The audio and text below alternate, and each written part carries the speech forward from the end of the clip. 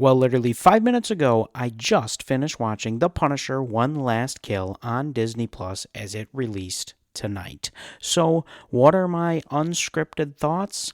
Let's get into it.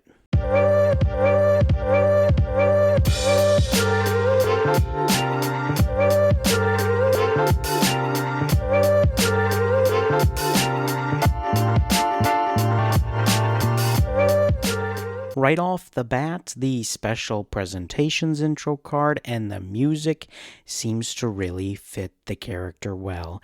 At the start, we kind of lay the foundations for a John Wick style story, and while that's not entirely what we get, it is basically what we get. I mean, come on.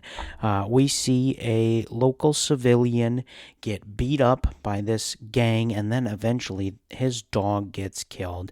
Later, we work our way to find Frank Castle, who is clearly going through a lot of trauma, and at one point thought about removing himself from the earth at the grave of his family. But eventually, as we roll along, we get to see the main antagonist of this little short, Ma Nucci, and through her story you learn that the Punisher is the one that killed her family. You also might have known from the comic books, etc.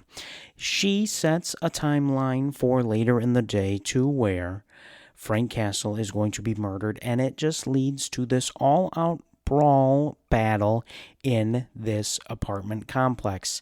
And the biggest thing I had heard from this special was two things: that we would get to see Ma, of course, that had already happened at that point, and then the second thing was that it was going to be very, very graphic. Maybe the most graphic thing we had seen, certainly in the MCU, but maybe in this character's arc as a whole. Now, I'll be honest, I've only seen a couple episodes of The Punisher. I was bad. I wanted to get it watched before the special came out. That just didn't happen. Anyway, here we were along this fight, and again, it was good, but I was never like, whoa, that is raw, until we got into the restaurant scene. And of course, that's where we meet our family, or we see our family again. They're getting attacked. That's why the Punisher goes in to save them, and this family is what kind of brings the Punisher back to life, brings Frank Castle back to life. He sees specifically his daughter in that character. Anyway, in that scene alone, that fight sequence, I was like, oh yeah, this is the Punisher. And, look, overall, it was good. I really liked it.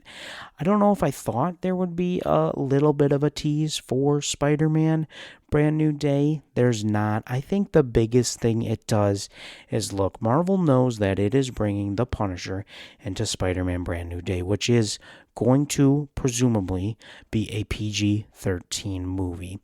And with that, they know they have a lot of fans out there of this hardcore Punisher, and they want to try and scratch the itch for them. And I think this will. Look, again, at the end of the day, it's exactly what it is, right? It's an R-rated, 48-ish minute Marvel television special, and it's titled The Punisher: One Last Kill. Again, I think reinforcing that we will see a different Punisher in the Spider-Man Brand New Day movie. Now, whatever happens with the character after that is still up in the air, and I'm sure he might get his own TV show or whatever they're doing with the Defenders again on Disney Plus and Born Again. But with all that said, I still did enjoy it for what it was, and it really does feel like we are starting to hit a nice stretch again with the Marvel Cinematic Universe. Of course, Born Again, then this. We have Vision Quest, which I'm very excited about, and it finally got a release date, which will come out before Doomsday, which is very exciting. I'm very excited for that. I don't know how that's going to connect to Doomsday, but I can't wait for that. And then, of course, that all leads up to the release of Avengers Doomsday. So, those are just my quick thoughts of The Punisher: One Last Kill. What did you think of Marvel's new special presentation? Should they do some more of that? Maybe leave it alone? What do you think? Let me know, and let me know your predictions for Frank Castle in the new Spider-Man movie. But that's it. That's going to do it for today's episode. We thank you for watching, and now that you've got some time, you can go refill that popcorn bucket.